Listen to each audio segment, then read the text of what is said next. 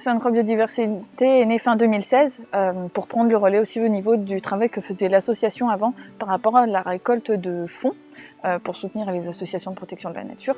Et donc en fait, ça a permis de prendre le relais sur cette récolte et de créer du coup le parrainage, de mettre en place ce système de dons pour les particuliers, le système de mécénat aussi, et du coup cette relation aux associations pour faire en sorte que le parc, dans ses actions pour la conservation, continue à faire encore plus que ce qu'il ne faisait déjà. Sainte-Croix Biodiversité a pu mener comme projet, notamment depuis 2017 et même avant avec l'association, de soutenir les associations de protection de la nature.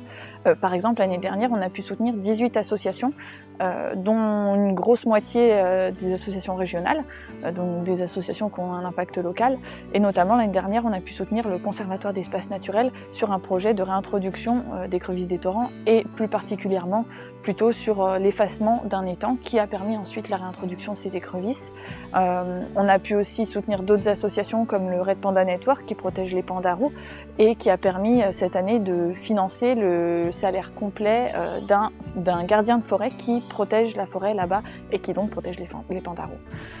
Et après, sur le parc, par exemple, c'est justement la stabilisation et le développement d'un stand de sensibilisation à travers une ancienne étable qui était avant utilisée pour les aurochs sur le sentier Nouveau Monde et qui maintenant, en fait, nous sert de base pour faire un endroit lié à la conservation et parler des associations, parler des projets. Après, c'est aussi participer à des programmes de réintroduction.